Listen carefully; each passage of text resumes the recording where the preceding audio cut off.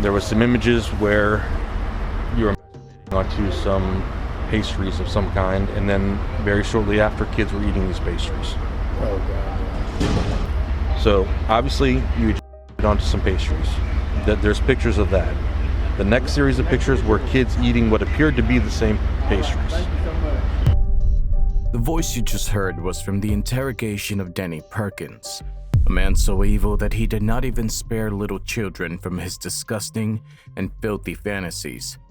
However, Denny didn't act alone. His partner Cynthia was equally wicked and involved in those wretched crimes. But the cupcakes were just the tip of the iceberg. As the detectives dug deeper into Denny and Cynthia's lives, nothing could have prepared them for the sinister things they were about to uncover. The soap dispenser, and then was a hidden camera in the plant. Were you ever aware of anything like that? And I don't mean to be super personal with you, but unfortunately these are difficult questions. Is that something that your husband was into sexually? I mean, everybody's got their thing, right? In addition to that, the detectives have recovered Cynthia and Denny's secret online drive. The couple's sinister acts contained in it could truly make a person question their faith in humanity. On December 7, 2018, the couple left their old lives behind and tied the knot in Las Vegas. Cynthia taught middle school while Denny led the Livingston Sheriff's Office SWAT team. They looked like the perfect couple. The unaware world saw Cynthia and Denny as deeply in love despite their failed marriages. Both held respected professional positions and had 4 beautiful children. In 2019, Cynthia and Denny encountered a dramatic turning point as their concealed, unsettling truths were laid bare for everyone to see. On September 23, 2019, the Louisiana Bureau of Investigation, known as LBI, was alerted by a cyber tip report from the National Center of Missing and Exploited Children. This lead revealed details regarding the possible spread of disturbing images related to the exploitation of minors. As investigators delved into the IP addresses linked to the images uploaded on Adobe, LBI agents uncovered a startling connection to the home of Denny and Cynthia on Rosalie Drive in Denham Springs. On October 22, 2019, LBI agents carried out a search warrant and uncovered a startling revelation while examining Cynthia and Denny's devices. Despite the warrant disclosing disturbing images of children and substantiating the claims against Cynthia and Denny, a deeper investigation was still necessary to unveil the full extent of the situation. In addition to a series of unsettling videos depicting the harm of children, there were also images of Denny exposing his genitals in public. Denny, immersed in his fishing trip nearly 4 hours from home, carried on with his life, seemingly unaware that anything was wrong. He received a call on his work cell phone from LBI, setting up a meeting to delve into the issue at hand. As Denny continued his journey, he reached out to the LBI agents once more to alter the meeting spot. When the agents finally confronted Denny, they observed that he was behind the wheel of his patrol car, a vehicle not meant for personal use or to be driven so far from the county. Dennis Perkins was at Toledo Bend, 4 hours from home, when just after 8 at night, he got a call to walk up the hill from his fishing camp for something important. He was met by law enforcement officers there to question him about a case. Here's the actual audio from that interrogation in October of 2019. Mr. Dennis, obviously I'm guessing you've had a couple drinks if you're on a fishing trip today? Yeah. Okay. Would you say you're drunk at this point, or you're in your right state of mind and understand what's going on? As much as can be at this point? Yeah, sure. Okay. That being said, I'm just going to go over some rights with you. You have the right to remain silent. Anything you say can be used against you in a court of law. Eventually, Denny consented to talk with the LBI agents and respond to their inquiries. But he revealed that he had thrown his cell phone into the lake before their meeting. One thing I don't want to do is leave any electronic equipment that somebody might come across this kind of stuff. So is any of that kind of stuff on any electronic equipment here? Do you have anything here that's still at the camp, or is it all in the car? I don't have any of them. No cell phones? You don't have any here, or you don't have any here? No, I don't have any of these. You don't have what? I mean, they called you on cell phones, so you have to have I a know cell phone. I did have a cell phone before I came up here. So where'd it get tossed to? And over the Pendleton Bridge. Okay. Any reason for tossing it over Pendleton Bridge? Just, you knew what this conversation was going to be about? No, I had no idea what this conversation was going to be about, but I knew it wasn't good for all of them to come all the way to man. Dennis, that doesn't make sense then. Well, it makes perfect sense to me. Here's my thing, is if you knew what it was about, and then you threw your phone, I then it's one understand where thing. you're going. But if you didn't know what it was about, what's the purpose of throwing your phone away?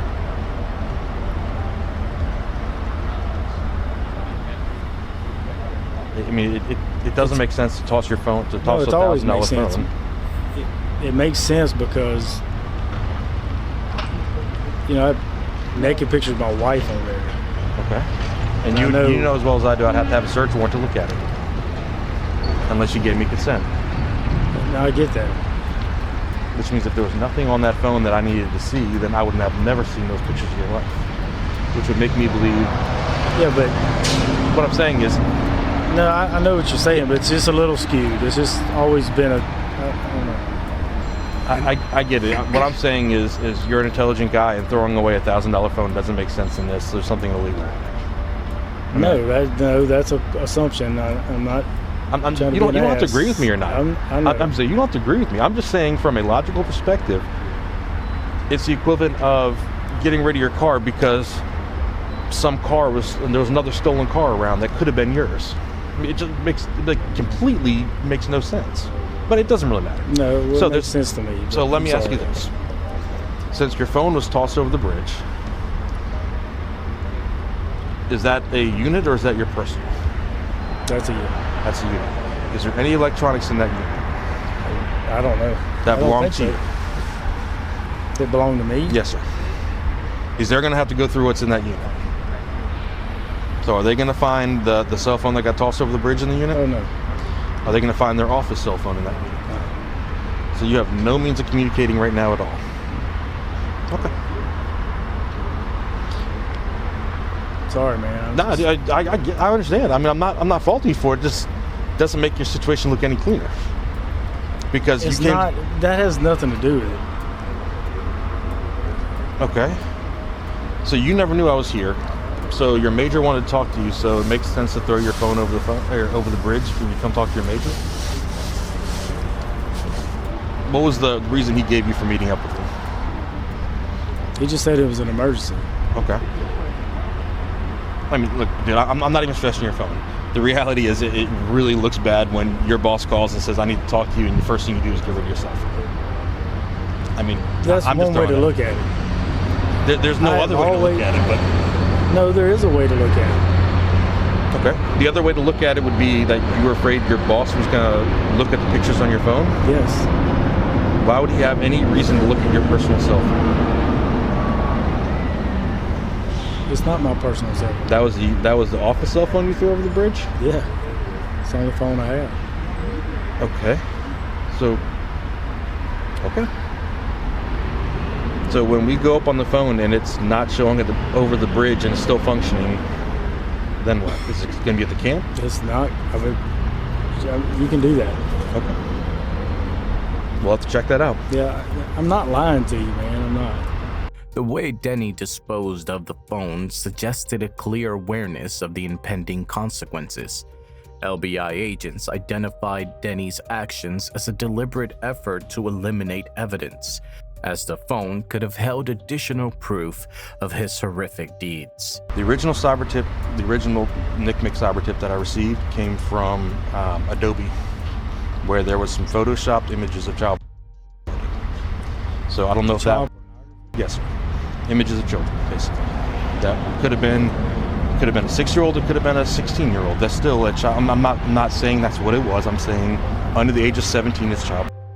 I can tell you from that point, we did a search warrant to the account, which the Gmail account was. Do you remember the Gmail account name offhand?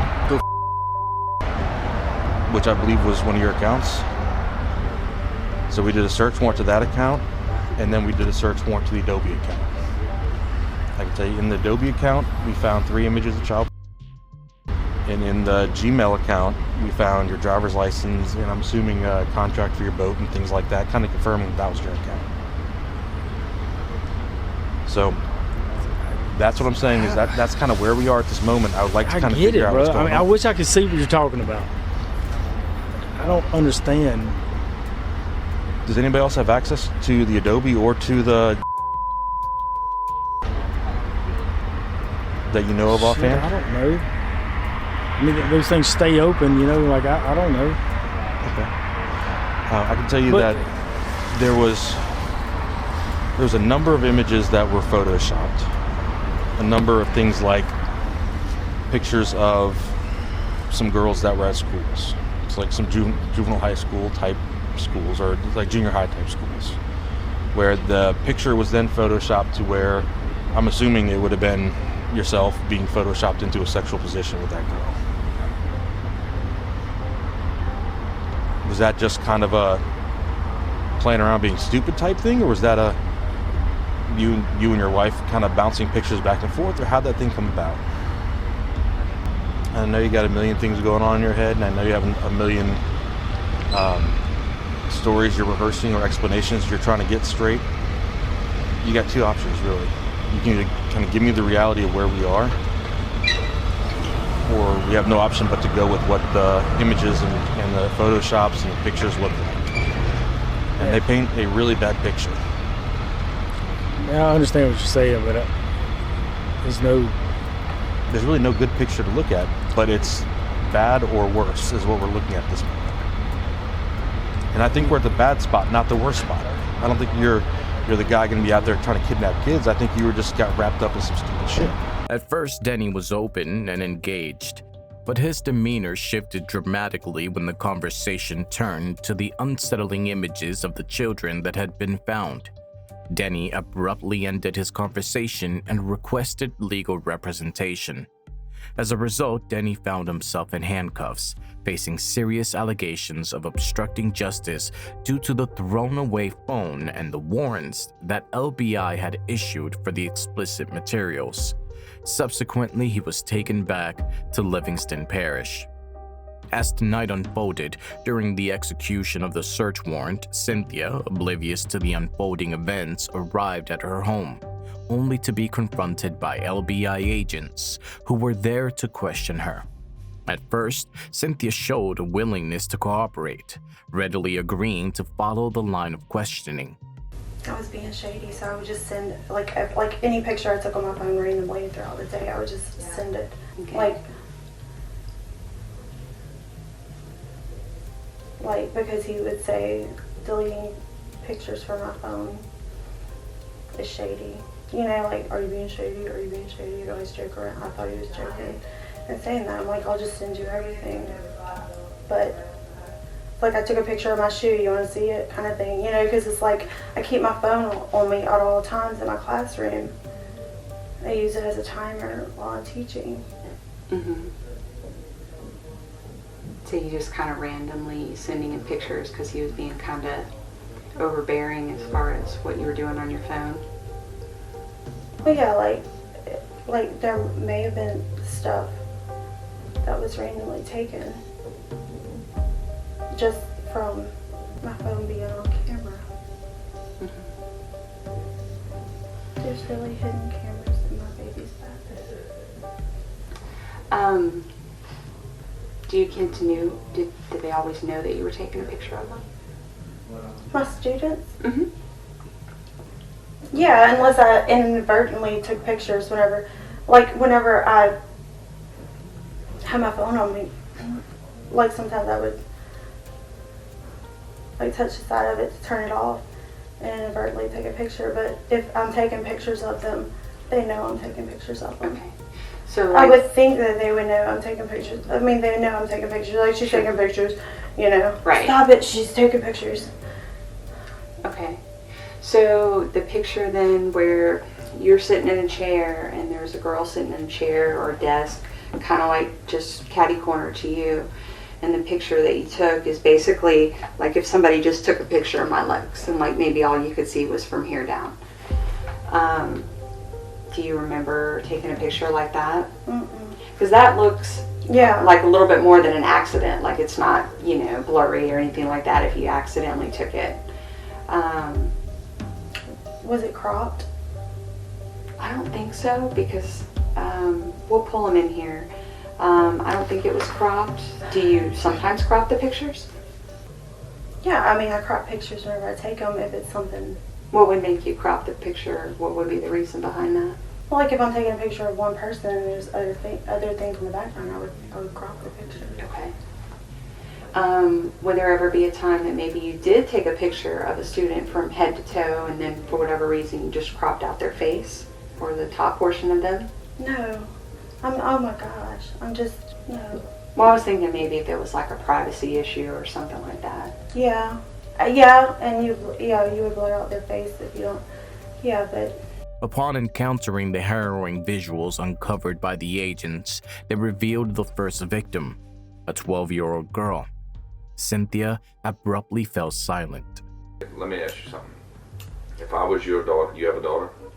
If I was your daughter's teacher, would you think it's okay for me to take pictures of your daughter and send them to my spouse? If you think that your spouse is taking it at face value, like, look at this goofball, then yeah. But now, knowing, like I just don't know what to think. I can't believe that there's hidden cameras. Cynthia, I'm gonna tell you this. I'm gonna be real with you. Just like he said, I ain't gonna lie to you. My wife works at a school, and I'm not saying that you're 100% at fault for that, for doing what you did, but there is some fault to be pointed at you. Because if I asked her to send a picture like that, she would probably knock the hell out of me. You see where I'm going with this? You're playing a part, okay? And I get it. But I mean, like, were there pictures saved of the boys? Like, because I would send pictures and like, look at this kid. He brought me this present. Hold it up. This kid, he's being stupid. He's doing a handstand in class. Did he save those pictures? Were those on the cloud? Did y'all see those? Or y'all only see? You know what I'm saying? Like, is he saving everything? Does he have pictures? Does he have a hidden camera in this bathroom? Does he have? You know what I'm saying? Like. Right. It's not like I only send him those pictures. Okay. It's this, like... I have to think if you back up to what you told us a few minutes ago of your tendencies, which is your personal thing. Yeah. That's irrelevant to this. But in a way it's not. Because that means y'all discuss things and are open about things. It's mighty hard for me to sit here and listen to you talk to him and you play innocent the whole time. I think there's more to your knowledge that you know about, and this is what he's explaining to you. You need to come forward and tell us. And I get what y'all are saying 1,000%, but my lesbian tendencies are with, like... Adults. And I understand that. And it's a bisexual thing. It's not just, you know, and... I'm speaking of his tendencies. I think that you know more about... Did you ever find pictures on his phone? Of like other girls. Mm-hmm. But none. You ever find I thought he was cheating on me. You ever found any Photoshopped pictures on his phone? I know he played on Photoshop app, but I thought he was just trying to figure it out. Young girls? Young girls? He did not. Every time I would go in the room, that's why I thought he was cheating on me. He would exit out of his phone and I'm like, what were you looking at? He's like, oh, I was just looking at Facebook. And I was like, you're being shady too. Because he'd always tell me I'm being shady. So.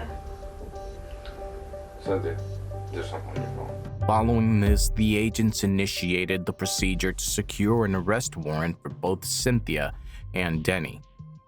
The couple faced a staggering 62 charges, with 60 of those directly tied to the disturbing images involving a 12-year-old child. Denny and Cynthia found themselves imprisoned in the Livingston Parish Jail. As time passed, the complete scope of the allegations and further details slowly came to light.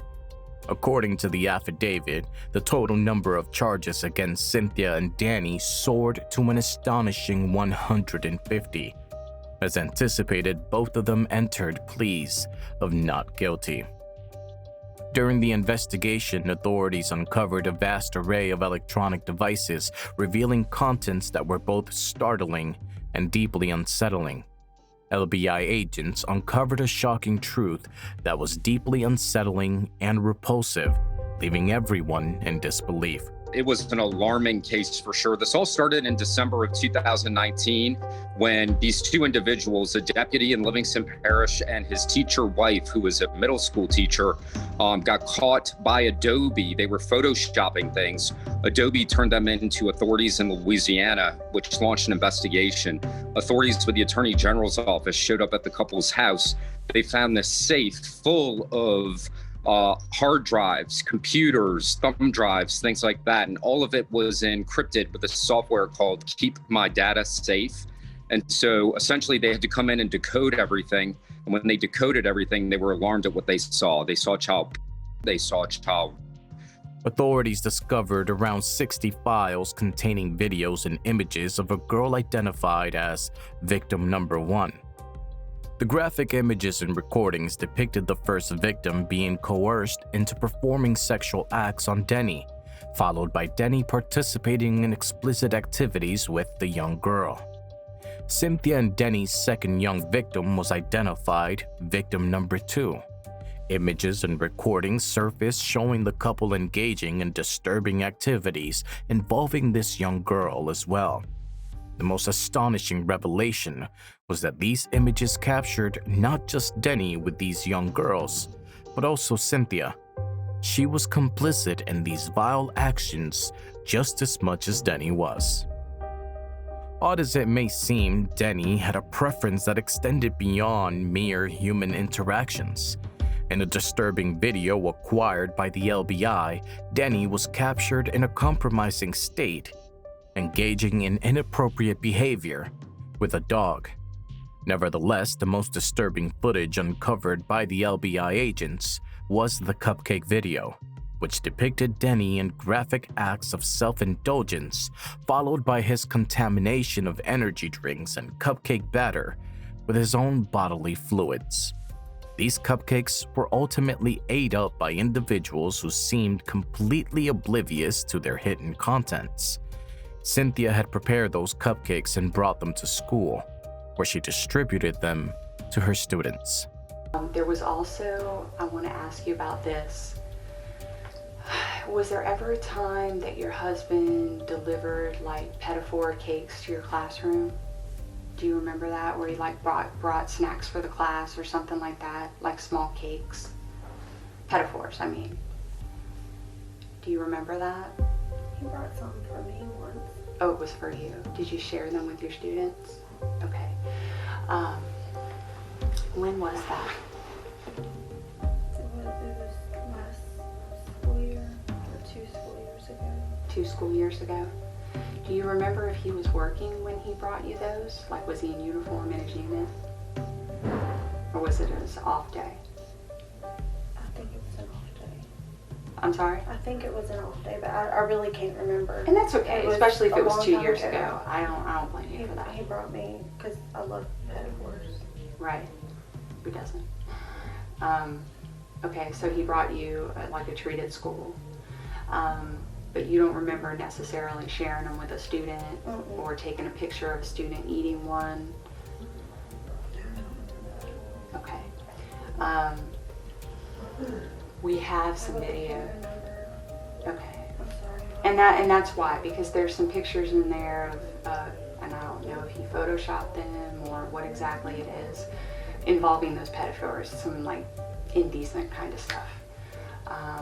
And we're trying to make sure that a student didn't inadvertently eat a pedophore that, okay. So you don't generally share your snacks with your kids? No. Okay. I mean, some and teachers do. If I do, like, it's for a reward for something. Yeah, it's probably not your pet, of course. No, that's expensive. And you don't have enough for everybody, so. No. Okay, so you don't remember doing that. Because he has a picture of a kid eating a pedophore. And we may be able to pull up that picture and show it to you if we have it. I'm sure we do, it's just whether we have it here. So tell me about, because I did see some of the pictures. No, but I mean, I'll generally, you know, like, take pictures of my students. Haven't really, like... There was some images where you were masturbating onto some pastries of some kind, and then very shortly after, kids were eating these pastries. Oh, God. So how did the kids get pastries to begin with? Did you give them to the kids, or did your wife give them to the kids? I'm not saying they're the same items. They might be, I don't know. But how did they get the pastries to begin with? Did you hand them, or did your wife hand them to them?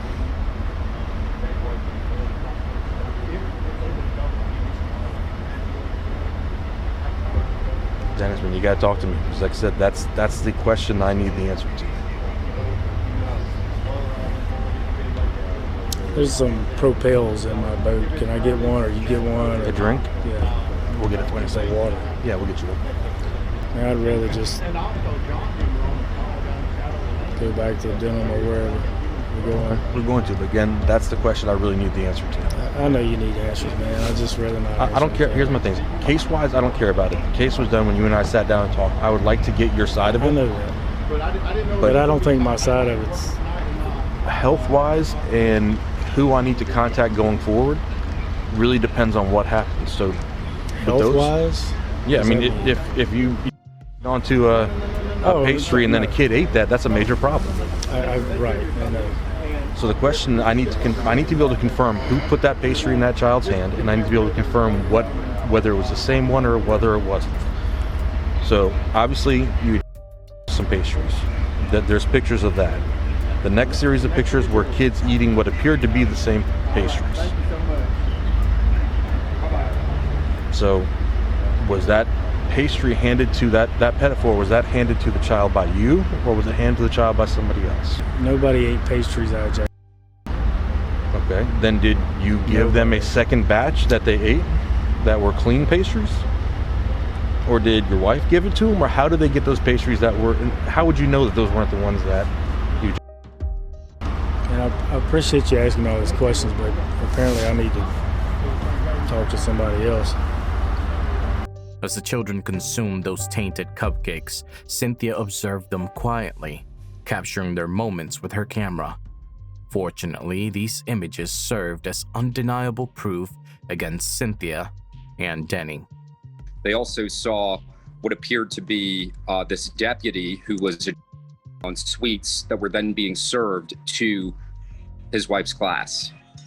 My God. So do we know if any of the children were actual students or relatives, or were these just videos that they collected off of the internet?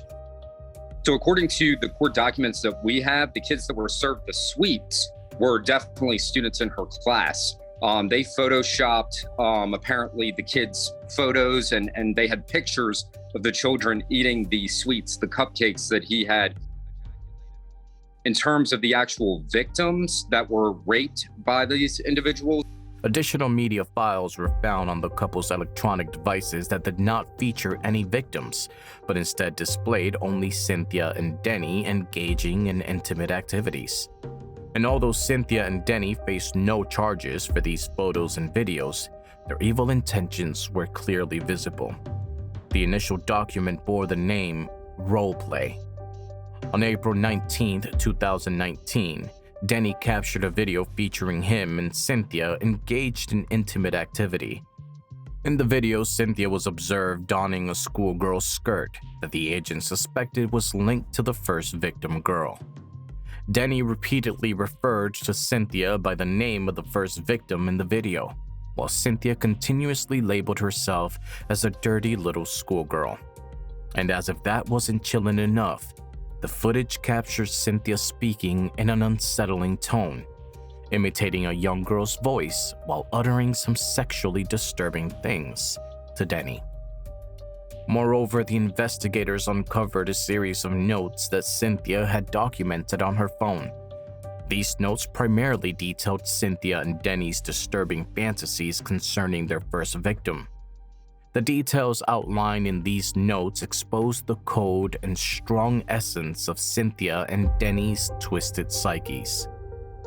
In early September 2019, a forensic interview was held with the first victim, where she recounted specific actions taken by Cynthia prior to the more explicit events that followed. She recounted a harrowing event from 2016 when Cynthia violently yanked her by the hair, dragged her into the bathroom, slammed her face against the wall, threw her to the floor, and relentlessly slapped and struck her. Furthermore, she recounted a chilling moment when she awoke to see Cynthia perched on her bed, her face twisted in a menacing glare. The victim revealed that Cynthia would unjustly hold her responsible for problems stemming from Cynthia's previous failed relationships. Denny's devices were filled with manipulated images he had created to indulge his disturbing fixation on young children. Cynthia had captured all of these photos and sent them on to Denny. Another video, titled "The Banana Video," depicted Denny commanding and coercing victim number 1 into engaging in inappropriate acts involving a banana. The investigators uncovered 17 images of the second victim, all captured in March 2019, right in their driveway. In these photos, Denny had focused closely on her intimate regions. Denny's ex-partner revealed that he had obtained a watch equipped with a concealed camera, often referred to as a spy watch. Denny had chosen a particular bathroom in his residence exclusively for women. This partner observed a troubling trend. Whenever a young girl entered the bathroom to take a shower, Denny would strategically place the watch on the counter, covertly capturing their every move. It was clear that he was gathering footage through manipulative tactics. When faced with questioning from his former partner, Denny spiraled into a state of utter chaos. The former partner revealed that Denny eliminated the damning evidence by shattering the watch into fragments. That only intensified the perception of his guilt. Denny's disturbing agenda extended beyond his personal devices. He has also exploited the equipment issued by the Livingston Sheriff's Office, where he worked. While examining an external hard drive found at Denny's residence, a deputy stumbled upon a DVD that held disturbing footage of a young girl removing her clothes in a bathroom. Denny's actions during his work shifts in 2012 featured a troubling event in which he stopped a woman while on duty. As she searched through her belongings for her license, Denny took advantage of the moment, using a camera to surreptitiously capture footage that deeply focused on her body, directing the lens down her shirt. As the woman bent down to look into the passenger side, Denny quickly adjusted the camera, directing it towards her shorts in an effort to record a private moment, unaware of her lack of undergarments. He engaged in this troubling conduct on 3 separate occasions, persistently urging her to bend over and search, all while she was oblivious to the fact that she was being filmed. Furthermore, footage emerged depicting Denny involved in questionable conduct with female suspects he had recently apprehended, directly at the roadside. Denny would confront these women and coerce them into engaging in horrific acts.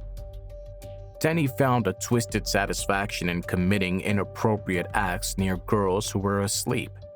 In 2013, he recorded a disturbing video of a young girl asleep, with the camera angled to reveal an inappropriate view beneath her shorts. Throughout the video, Denny was involved in a private act of indulgence. About 14 days later, Denny captured 2 additional videos, this time featuring 2 young women. Once again, he positioned the camera to capture an intimate view and continued to indulge in his own desires.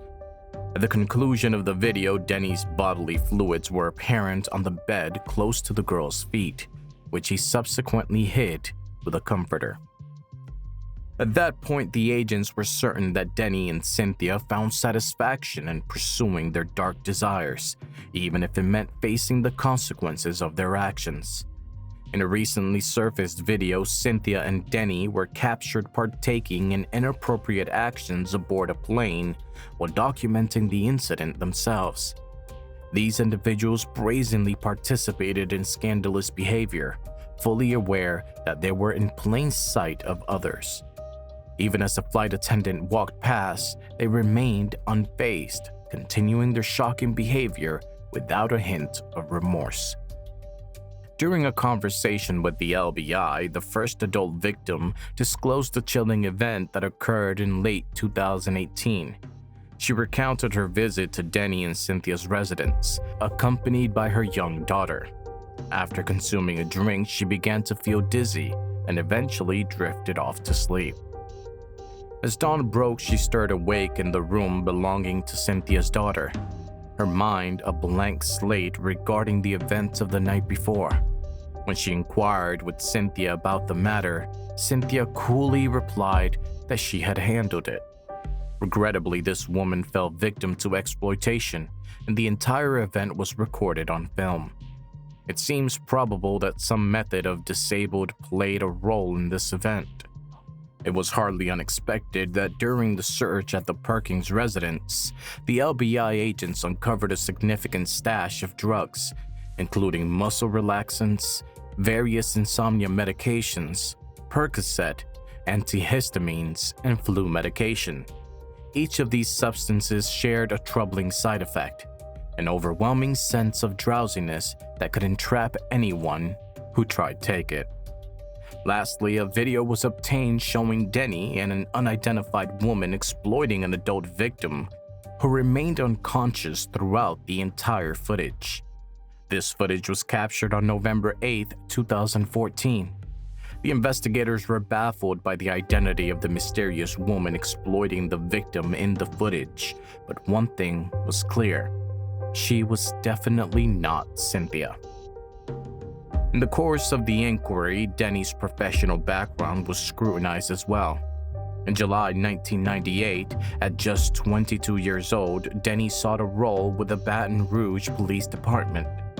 As a crucial step in the hiring process, he had to take a lie detector test. During the interrogation, Denny was posed with pointed questions to which he answered in the affirmative.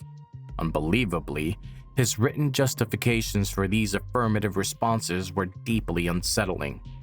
Denny confessed that at the age of 18, he acted inappropriately with a girl.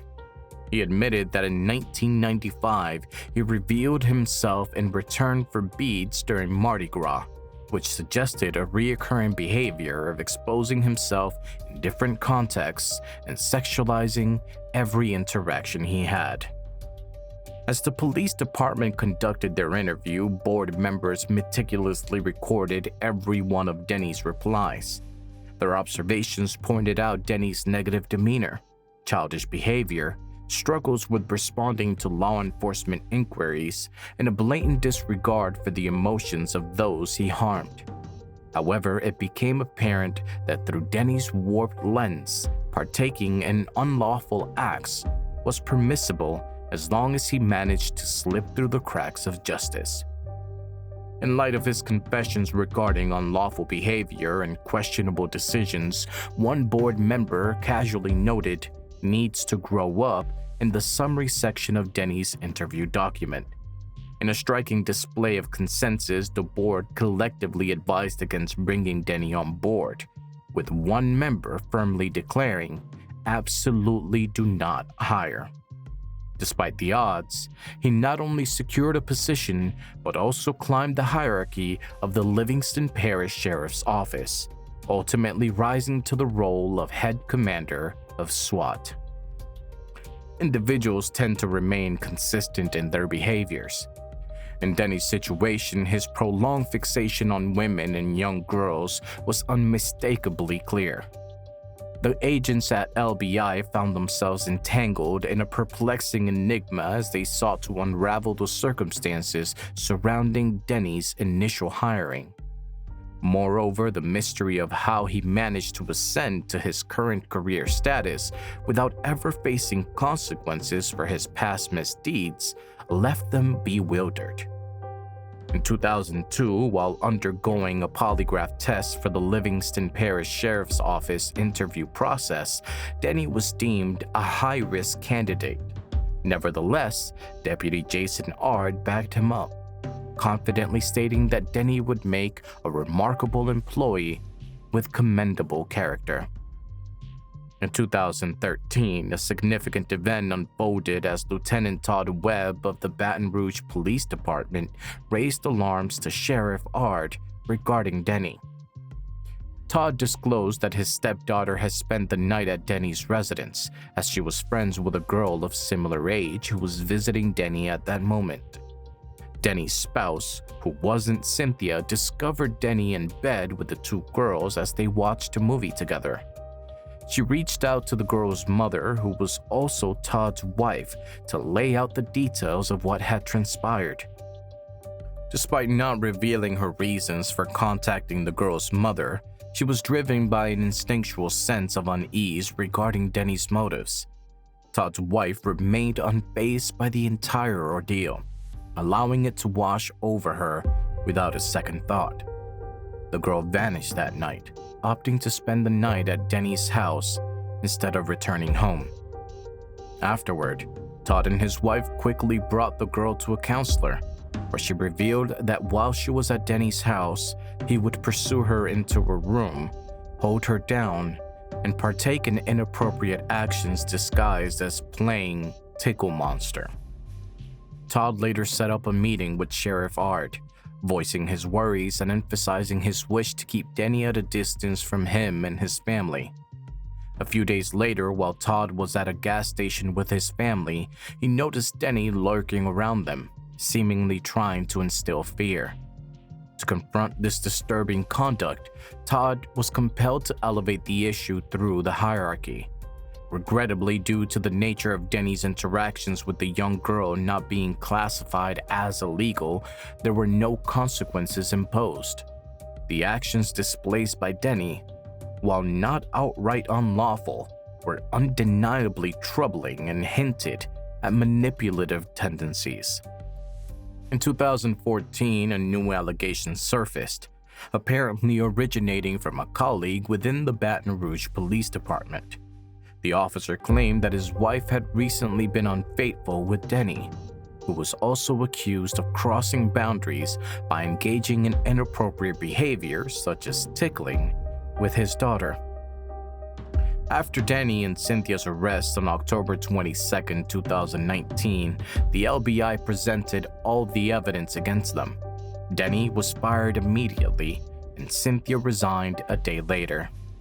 Cynthia and Denny's arrest didn't stop their current workplaces from suffering. The Livingston Parish Sheriff's Office was criticized for ignoring Denny's questionable past and suspicious behavior during the investigation. It raised questions about whether Sheriff Jason Ard ignored red flags like the 1998 polygraph test when hiring him. Denny, Cynthia, and her school board were sued 4 times. One victim sued Cynthia after her daughter ate tainted cupcakes she brought to school. In her lawsuit, she claimed the school board violated policies prohibiting teachers from giving students homemade food. She also claimed that the school board failed to hire a safe and competent teacher, failed to check Cynthia's background, and failed to ensure student safety. The mother also claimed quality of life damage, worried that her daughter was at risk of serious disease. An additional lawsuit described how a father of another victim fell into deep depression and struggled to find work after his child ate the spiked cupcakes. Another mother sued, claiming her family had been struggling with behavioral mental health and sleep issues since the disgusting incident. Cynthia was sued again for showing students inappropriate photos and taking their photos and videos. The school board was sued for negligence in all these cases. Cynthia sued Denny for divorce on December 19, 2019. She accused Denny of making credible life threats, causing her great fear in her divorce petition. She filed for a temporary restraining order. Cynthia and Denny were held without bond for these crimes. After Cynthia and Denny were arrested, the LBI agents thought the situation couldn't get worse, but it did. The third scheme participant was arrested in February 2020. The previously unknown woman involved with Denny and adult victim number 2 was Melanie Curtin, a Denham Springs resident, in November 2014. Melanie was arrested as she disembarked from a cruise ship and taken to the Livingston Parish Jail for $350,000 bond.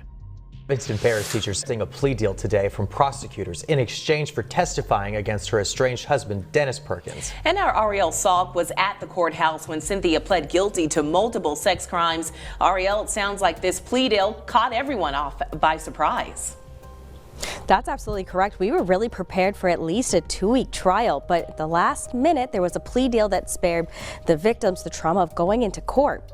While Perkins accepts guilt, she will spend the next 4 decades behind bars. On February 14th, 2022, Cynthia opted to accept a plea deal. So she divorced him, and, if it gives you any indication of what their plan of attack is, they immediately filed for divorce. She actually just struck a plea deal with some of the prosecutors here. So she now has to testify against him at trial. And she has agreed to do that in exchange for what some people in this area are calling a light sentence. She'll probably do about 40 years and will probably be eligible for good time, so maybe 20 years. So we'll see what happens. What's really interesting about this case is these are the people that you teach your children to trust. You teach your children to trust law enforcement. You teach them to trust their teacher and to think that they could do something as sick and twisted as this. I mean, it really just has this whole community in utter shock. Cynthia would be charged with 3 counts of explicit second-degree assault, mingling of harmful substances, and production of inappropriate child images under the plea deal. Cynthia received a 41-year sentence for testifying against her ex-husband Denny as part of the plea agreement. Greg, Cynthia's father, apologized to all the victims on her behalf. Violence against victims was not condoned by the defendant's father. He personally apologized to the child's victims and Cynthia's junior high students. Cynthia's mother made excuses to defend her daughter. Cynthia was kind and loved by all, she said. She almost denied that Cynthia committed those heinous acts against the 2 children. Like her husband, she blamed Denny. Cynthia's mother avoided apologizing to the victims throughout her statement, instead trying to persuade the court to see Cynthia through her eyes. The child victim's father shared her letter to Cynthia. "My life is better," the letter said. "Every time you hurt me, I was afraid to talk to you. I imagined my life with you. You're evil, selfish, and manipulative. I hope you're ashamed and rot in prison. I wrote this letter to let you know you didn't break me down. You don't deserve to be a mom or free, and you will always be my herder." Cynthia was sent to the Louisiana Department of Corrections to serve her sentence. The district attorney and her attorney spoke, and everyone seemed pleased with her verdict. It was emotional inside the courtroom today. The sentencing hearing gave Cynthia Perkins an opportunity to not only apologize to her victims, but to her family. And those who were impacted by Perkins the most were able to share their piece. I think what you heard today was a lot of pain in there from a lot of people. Cynthia Perkins showed little emotion as she apologized to the victims, her family, and her former students and coworkers before she was sentenced to 41 years in prison. Perkins pled guilty to multiple sex crimes, including Really goes to show you the damage that people can do with these evil acts. Perkins' family spoke. Her father and mother told the judge their daughter was a victim of abuse by her husband, Dennis Perkins. This started when she met Denny Perkins, and he corrupted her and forced her and coerced her into doing some terrible things that she has a lot of guilt over and she has a lot of remorse for. In an unexpected turn of events, Denny chose not to go to trial and instead entered a guilty plea in January 2023 as part of his plea. Denny was imprisoned for 100 years after pleading guilty to several charges. Police rules bar him from parole or appeal. Former Livingston Parish Deputy Dennis Perkins pleads guilty today and sentenced to 100 years behind bars. Fox 44's investigative reporter Ariel Salk joins us in the studio. Ariel, this plea came somewhat out of nowhere from my understanding. Is that correct? That's right. For months, both sides told us that they were not going to take a plea. But in a surprising twist, 1 week before the trial was scheduled to start, Dennis Perkins admitted his guilt. The mother of one victim gave an impact statement at Denny's sentencing, saying, "As parents and caregivers, it is our job to protect our kids from evil. Not sure who you care about other than yourself, but I hope you worry about your safety and the devastation of the deplorable actions every day. You'll lose control over victims. Finally, you'll get what you deserve." Victim impact statements affirm our victimhood.